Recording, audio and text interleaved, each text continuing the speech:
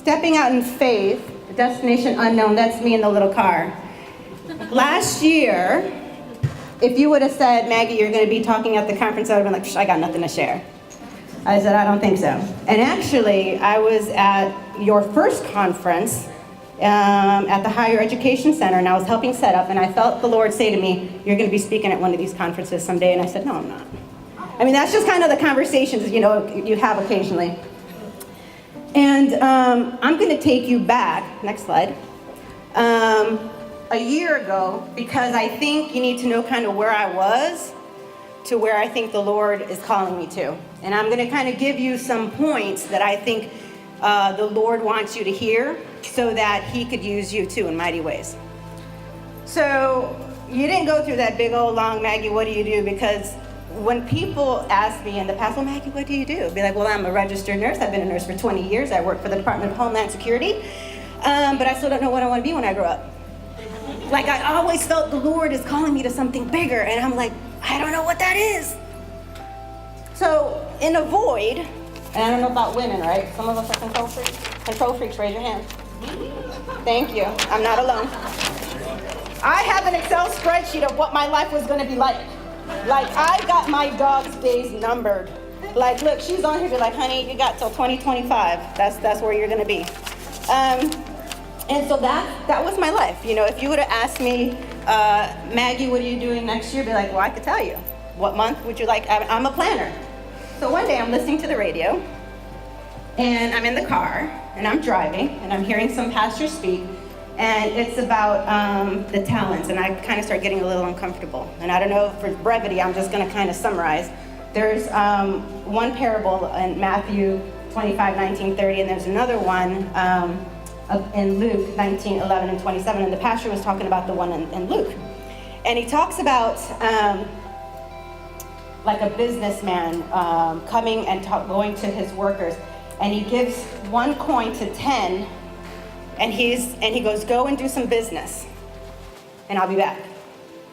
And so while he's gone, some of these guys or girls, whoever they are, go out and do some business. Master comes back and says, all right, let's see what you did. He wants a return on investment. If I give you 1, what'd you come back with? And there was one guy, he gave back 10. He 10x'd it. And I'm like, oh, I know where this is going. And I started to feel really uncomfortable going, I'm no Pastor Rob. Where's Pastor Rob? All right? He's 10x'ing it.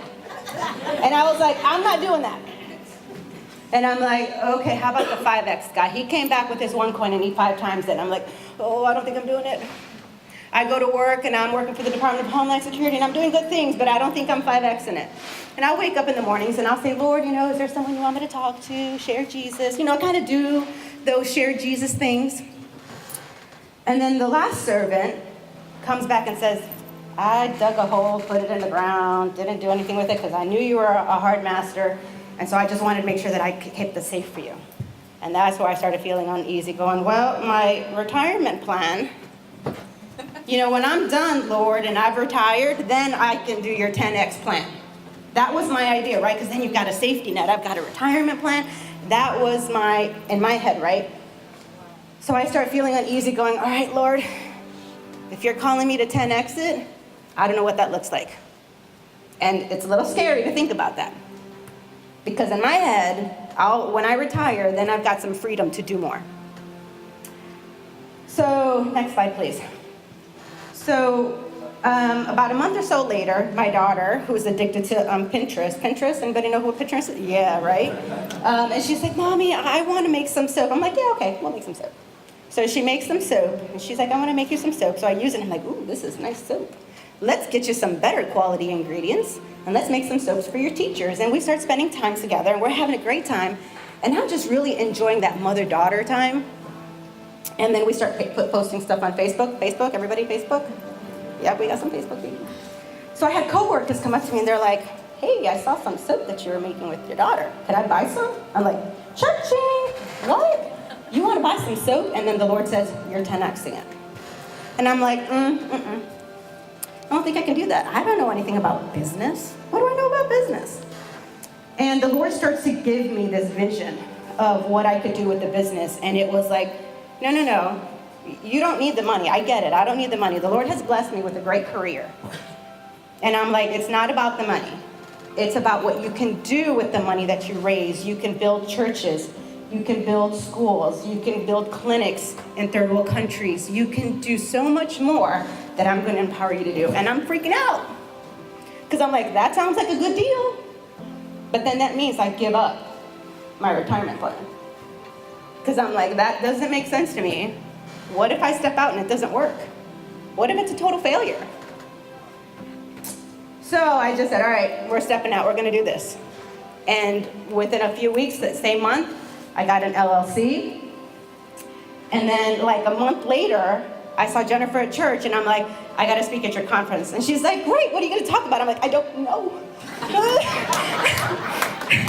I think we're going to be stepping out in faith and sharing what the Lord's doing. I said, because people are going to have to hear about it. In less than a year, I have been formulating my own skincare, bath and beauty products, organic and all natural. I have been now registered with the FDA as a cosmetic manufacturer and distributor. I have professionally manufactured my first product, launching on Amazon, hopefully next week. Praise God. I have jumped through some major hoops, and I'm going to talk a little bit more about that. I developed my own website, so I learned how to build websites. I learned search engine optimization. I learned affiliate marketing. I got myself on YouTube, people. That's crazy. Okay, that was one of the hardest things I ever had to do. So I feel now like I know what I want to be when I grow up. I want to be an entrepreneur. I want to help people. I think from what the Lord is showing me is there is bigger things that I could do that can help people. So today, 15% from the business, 15% goes to different organizations. So law enforcement, local volunteer rescue squads, organizations that help needy children and family here and around the world. But today it's going to go back to Unstoppable You. So 15% is going back to Unstoppable You. Yes, ma'am. So go buy everything so I don't have to take it home. Next slide. And then go back. Don't tell them yet. Okay, so you're going to be like, Maggie, step number 1, trust in the Lord. Be like, okay, I thought you were going to be original. No, the difference is when you grow up in the church, and I grew up as a Catholic, and I'm not saying anything bad about Catholics, although I'm a recovering Catholic. You know, you're raised not to go directly to the Lord. You're raised to go to a saint. You're raised to go to Mary first. And you trust in the Lord with your head, not your heart. And the Lord's like, I don't need anybody in between. You come to me. Jesus says, all ye who are heavy laden and burdened, you come to me and I will give you rest. So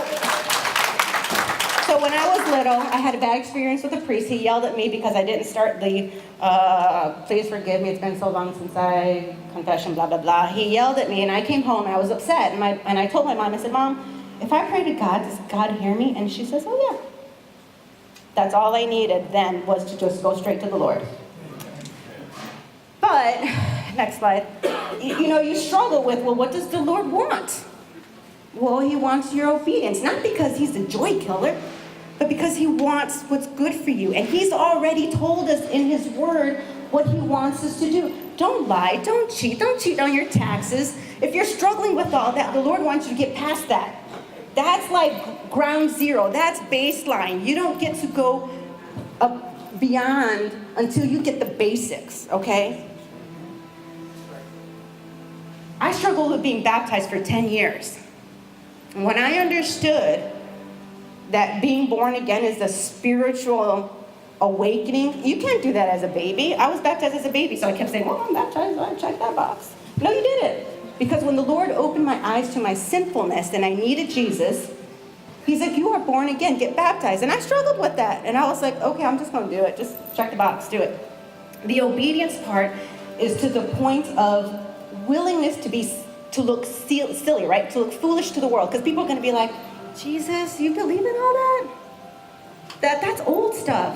Can't you think about logic, right? No, that's not what Jesus wants. He wants your heart. He wants your obedience. Now write this down. Partial obedience is still disobedience. Partial obedience is still disobedience. So if you're still cheating on your taxes, if you're still sleeping with Sally, but you ain't married to Sally, but you're married to somebody else, okay? Lord can't use you beyond where you're at. You got to be willing to obey. Next one. What he gives us, we're stewards of. We were talking about our body. That's that we're stewardship of that. We're stewardship of our children. Money, that's not your money. Your time, that's not your time. So what are you doing with your time? And the Lord started to tell me, you're going to be sharing more than just your time. I'm going to tell you one quick story where it goes back to obedience and sharing. So I work in D.C. I'm on my way to a meeting, and I like to walk when it's nice out. And I walked out the building, and I see this gentleman, homeless, shaking a cup at me with a cigarette in his mouth, and I'm like, I'm not giving you a penny. That's because I'm thinking, you're spending your money on cigarettes, drugs, alcohol, I'm not giving you a penny. But if you ask me to feed you, I'll feed you, right? So I'm on my way to the meeting, and I start to realize, I'm running a little late. This was a little bit further than I thought. And I see another gentleman coming at me, and I'm like, oh, don't be hungry. So I walk right up to him, or I'm walking right past him, and he says to me, can you buy me some food? And I said, I'm in a hurry. I got to go to a meeting. I'm sorry. And I took a step right after him, and the Lord said to me, feed me. Turned right around, and I walked right after him. And I said, sir, and by then, he had found some shoes on the floor. He's kicking off his shoes, trying on these other shoes. And I said, sir, those shoes are not going to fit you. And he's like, they're not? I said, no, your feet are too big. I said, so the Lord told me that I need to feed you. I said, we need to do that now. And he's like, okay. So he puts his other shoes back on, which didn't fit him. They were like too small too, so the backs of them are smashed because he smushed his feet in there. And I said, is there somewhere close where we can get you a sandwich or something? And he's just like, yeah, right across the street. So did I tell you he had a crutch? So he starts to try and run across the street with a crutch, and I'm after him like, slow down, don't run. I don't want you to, crash and die in the middle of the street, because there's like 4 lanes that he's crossing. We get to this restaurant, and it's closed. And I said, nope, I gotta feed you. The Lord said, feed me. He didn't say, feed me if the store is open. He didn't say, feed me tomorrow. He didn't say anything else but feed me. So when you talk about obedience, whether there's any roadblocks that come your way, Amazon tried to put some roadblocks in my way. I didn't realize how hard it was to be approved in a beauty category of topicals. And I had to jump through some major hoops. You know what? The Lord blesses it. He's going to find a way to get either through it, over it, under it, around it. The Lord will make a way. So I said, sir, I need to feed you. And he's like, well, there isn't anything near here. I said, there's got to be something here. And he's like, well, there's something around the corner. And I said, well, let's go. So we start walking. And now I'm passing the building where my meeting is. And I'm like, oh, man. I have like I had 10 minutes when I met the guy, and I'm thinking I'm going to be late. Go around the corner, halfway down the block, we find this place, and he's like, okay, go in. Just give me something. I said, no, you need to come with me. And I said, and he's like, no, I can't go in there. And I swear I felt the Spirit say, it's okay, you're with me. And he comes in with me, and mind you, this man's like 6 foot tall, black man, big man. And I'm thinking, you're scared of going in there? And we walk in, and the looks we got were horrible, right? You can only imagine. And we get to the counter, and I said, give him whatever he wants. And he says, I want 2 roast beef sandwiches. And the guy's like, no lunch, breakfast only. I'm like, well, that's rude. So he's like, grilled cheese sandwiches. I said, you need some protein with that. I said, you need some eggs or sausage. And he's like, okay, eggs. And so he's like, eggs. Can I get something to drink? I said, sure, get something to drink. And he's getting some juice. I go, get some milk too. He goes, okay, get some milk. He's like, we want potatoes, sure, get some potatoes. And the people were like leaving, right? And there was a long line ahead, and I'm thinking, we're gonna be in here for like 10 minutes alone. So the guy next to me looks at me and says, are you a Christian? And I said, yes. And he goes, my mom used to do what you were doing. I said, well, the Lord said he was hungry. And he just kind of like nodded his head. So all of a sudden, people are gone. We're up to the front of the line, and I said, are you good? Can I pay? Can I go? He's like, yeah, I'm good. You can go. So we paid, and I ran out the door, and I went back around the corner, made it to my meeting with 2 minutes to spare. And I said, I swear the Lord stopped the rotation of the earth for me. Time stood still so that I could feed his people. It's money, right? Whatever it costs.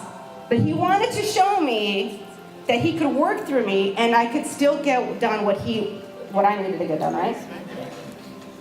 Next.